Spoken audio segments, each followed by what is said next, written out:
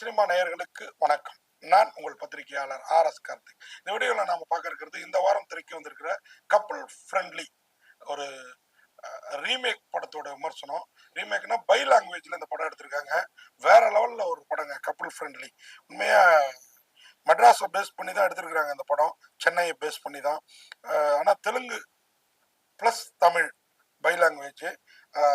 இந்த படம் வந்து கதை என்ன அப்படின்னு பார்த்தீங்கன்னா, ஒரு அருமையான பொயட்டிக்கான என்ன சொல்லணும், நீ எல்லாத்துக்கும் இப்படி தான் சொல்லுவோம் அப்படின்லாம் நினச்சிடாங்க. உண்மையாகவே ஒரு நாவல்ட்டி எஃபெக்டோட ஒரு கதைங்க. அதுவும் எக்காலத்துக்கும் ஏற்ற மாதிரி கதை. இப்போ வந்து கதை இப்போலாம் வந்து சில காதலை பார்த்தீங்கன்னா, இது 1948க்கு தான் சரிப்பட்டு வரும் அப்படின்னு நமக்கு தோணும். இந்த கதை அப்படி இல்லை. இன்னைக்கு 2K கிட்ஸும் இந்த கதையை ரசிக்கலாம். நம்மள மாதிரி 90s 70s கிட்ஸும் இந்த படத்தை வந்து ரசிக்கலாம் அப்படிங்கிறத சொல்லி, இந்த படத்தோட கதை என்ன அப்படின்னு பார்த்தீங்கன்னா, ஹீரோ இன்டீரியர் டெக்கரேஷன் படிச்சுட்டு அந்த வேலைக்காக ஆர்டருக்காக வெயிட் பண்றாப்புல. பல கம்பெனிக்கு ட்ரை பண்ணிட்டு இருக்காரு. இன்னொரு பக்கம் ஹீரோயின் ஐடி சாஃப்ட்வேர் இன்ஜினியரிங் படிச்சுட்டு ஐடி கம்பெனியில் நல்ல வேலைக்காக ஊர்லேருந்து அவங்க திருநெல்வேலியிலேருந்து வந்து வெயிட் பண்ணுறாங்க. இவர் திருச்சியிலேருந்து வந்து வெயிட் பண்ணுறாரு. ஹீரோ அந்த டயத்தை வந்து தான் அப்பா ரிட்டையர்ட் ஆன அப்பாட்ட காசு வாங்கிட்டே இருக்கமே ஃபீலிங்கில் பைக் டாக்ஸி ஓட்டுறாரு. அந்த பைக் டாக்ஸியில் ஒரு நாள் ஹீரோயின் வராங்க. லேடிஸ் ஹாஸ்டலில் தங்கி இருக்கிறாங்க. அவங்க அப்பா அம்மா வந்து ஊரில் உனக்கு மாப்பிள்ளை பார்த்தாச்சு, உடனே கிளம்பி வா, நீ சும்மா வேலைன்னு இருக்கு, இன்னும் வேலையும் கிடைக்கல உனக்கு, சும்மா காசு செலவு பண்ணிட்டு இருக்க. ஒரு வசதியான ஃபேமிலி ஹீரோயின் ஃபேமிலி. ஹீரோவும் அப்பா பென்ஷன் வாங்கி அனுப்புற அளவுக்கு வசதியானவர். ஆனால் ஹீரோ அப்பாட்டேருந்து காசு வாங்குறத கில்ட்டியாக ஃபீல் பண்ணுறாரு. இப்போ அந்த பொண்ணு வந்து ஒரு நாள் இவர் லேடிஸ் ஹாஸ்டல் வாசலில் இருக்கிறது மட்டும் என்ன ஆகுது அப்படிங்கிறாருல, உங்கள் ஃப்ரெண்ட் ஒருத்தர் 60 ரூபா காசு தரணும், 60 ரூபா ஜிபே பண்ணிட்டேன்னாங்க, என்ன எனக்கு வரல பைக் டாக்ஸியில் வந்ததுக்கு அப்படின்னோடனே இந்த பொண்ணை நம்பர் எழுதி கொடுங்கன்ற அவ பேர் என்னன்னு கேட்டு உள்ள போய் சொல்லுது. அந்த பொண்ணு எல்லாம் நான் போட்டேன், அவனுக்கு வரலன்னா நான் என்ன பண்ண முடியும் அப்படிங்கிறான். அப்போ நீயே போய் சொல்லு அப்படின்னு சொல்லிட்டு இந்த பொண்ணு கடுப்பா இப்போ உட்கார்றப்போ ஃபோன் வருது ஊர்ல இருந்து. இந்த பொண்ணு கீழே இறங்கி வந்து அந்த பைக் டாக்ஸியை அந்த நம்பர் எடுத்து அவனுக்கு ஃபோன் பண்ணி என்னை வந்து கோயம்பேடுல விடுங்க அப்படின்னு சொல்றாப்புல. போறாப்புல போய் இறக்கி விடுறாப்புல. இறக்கி விட்டு திரும்பினா இன்னொரு ஆர்டர் வந்துருச்சுன்னு இவருக்கே ஃபோன் பண்ணுது. திரும்பி போறாப்புல. திரும்பி அழைச்சிட்டு வந்து அந்த லேடிஸ் ஹாஸ்டலுக்கு வந்து அங்கே ஹாஸ்டல் வெக்கண்ட் முடிஞ்சு போச்சு. ஏன்னா இது ஊரோட கொஞ்ச நாளைக்கு ஹாஸ்டல் வேணான்ட்டு போற மாதிரி கிளம்பி போகுது. மொத்தத்தையும் பேக் பண்ணிட்டு இப்போ வேற ஒரு லேடிஸ் ஹாஸ்டல் தானே இன்னொரு கம்பெனிலேருந்து ஆர்டர் வந்துருக்குது, அப்பாயின்மெண்ட் ஆர்டரோ இல்லை வர சொல்லி இன்டர்வியூக்கு வர சொல்லி லெட்டர் வந்துருக்குது அப்படின்னோடனே ஹீரோ அழைச்சிட்டு போய் அங்கங்கே 2-3 லேடிஸ் ஹாஸ்டல் பார்க்குறாரு. பகல் ஆரம்பிச்சு இரவு வரைக்கும் எந்த ஹாஸ்டல்லையும் வேக்கண்ட் இல்லை. இந்த பொண்ணு நான் 10,000 தரவும் ரெடியாக இருக்கேன், ஆனால் ரூம் கிடைக்க மாட்டேங்குது எனக்கு பிடிச்ச மாதிரி அப்படின்னு சொன்னோன்னே இவர் வந்து என்னம்மா எப்படி சொல்ற அப்படின்னு சொல்லிட்டு, வேணா என் வீட்டில் தங்கிக்கிங்களா அப்படின்றாரு. என்னை எப்படி நீ வீட்டுக்கு கூப்பிடலாம் அப்படின்னு அந்த பொண்ணு ஃபைட் பண்ணுது. நான் அந்த ஹாஸ்பிட்டலில் கொடுக்கல, என் ஹவுஸ் ஓனருக்கு கெட்ட வார்த்தை தெரியுங்கிறது இன்னைக்கு தான் தெரியும். 2-3 மாசமா வாடகை கொடுக்க முடியல, எங்க அப்பாவோட பென்ஷன்ல காசு வாங்க விரும்பல, பைக் டாக்ஸிலையும் போதிய வருமானம் இல்லை அப்படின்றாரு. உடனே அந்த பொண்ணு நான் ரூம் பார்த்துட்டு வீடை பார்த்துட்டு தான் ஓகே பண்ணுவேன் அப்படிங்குது. வாங்க நீங்க தாராளமா அப்படின்னு சொல்லிட்டு அழைச்சிட்டு போறாரு. அழைச்சிட்டு போய் வீடை காட்டுறாரு.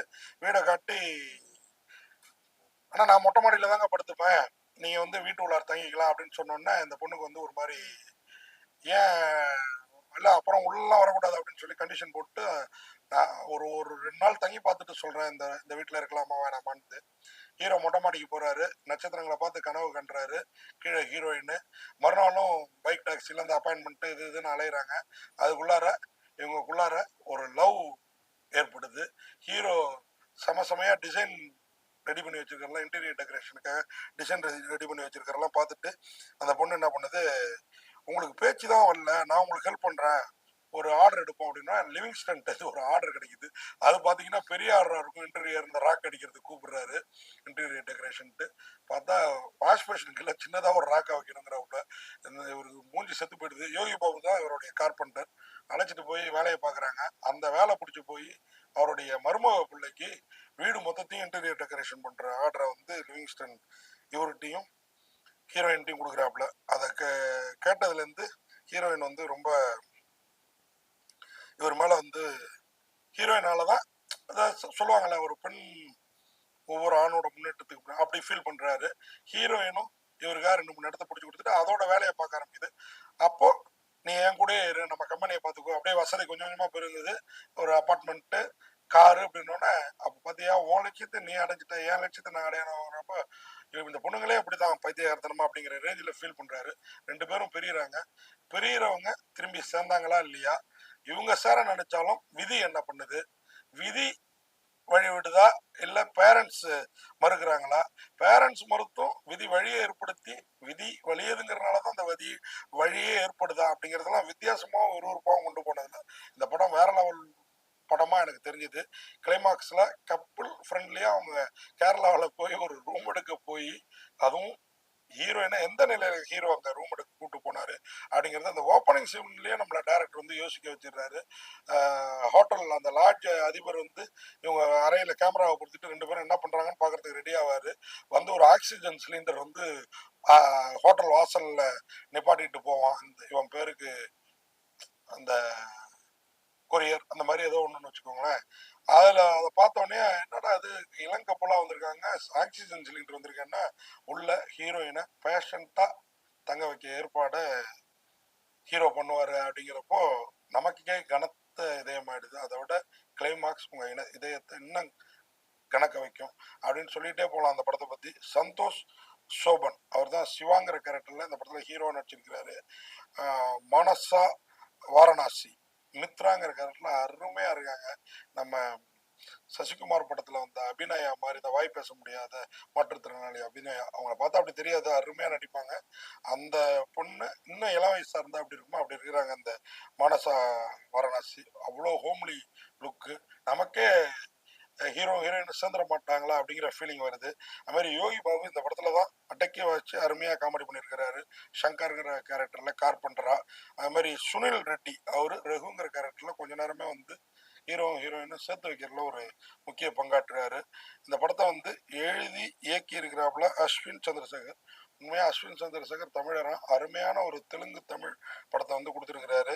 உண்மையா அவருக்கு ஒரு ஹேட்ஸ் ஆஃப் சொல்லணும். அதே மாதிரி யூவி கிரியேஷன்ஸ் பேனர்ல அஜய்குமார் ராஜு இந்த படத்தை வந்து தயாரிச்சிருக்கிறாரு.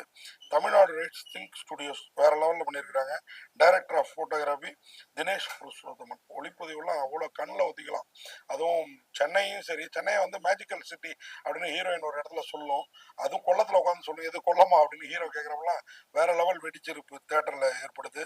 கணேஷ் சிவாவோட அந்த படத்தொகுப்பும் சரி, music original score Aditya Ravindran அவருடைய இசையும் சரி இந்த படத்துக்கு பக்கா பலம். மைக்கேலோட ஆர்ட் டைரக்ஷனும் அவ்வளோ அற்புதம். மொத்தத்துல இந்த கப்புள் ஃப்ரெண்ட்லி உண்மையா இந்த காதலர் தினம் இந்த வாரத்துல கப்புளா போய் ஃப்ரெண்ட்லியா பார்க்க வேண்டிய ஒரு படம்னா அது மிக இல்லை. ஆனா இன்னைக்கு என்னவோ தெரியல, நம்ம ஊர்ல தேட்டர்கள்லாம் அடிக்குது. காதலர் தினத்துக்கு கூட சில கள்ளக்காதல் ஜோடியை கூட காணும்னு ஒரு தகவல் எனக்கு கிடைச்சிது.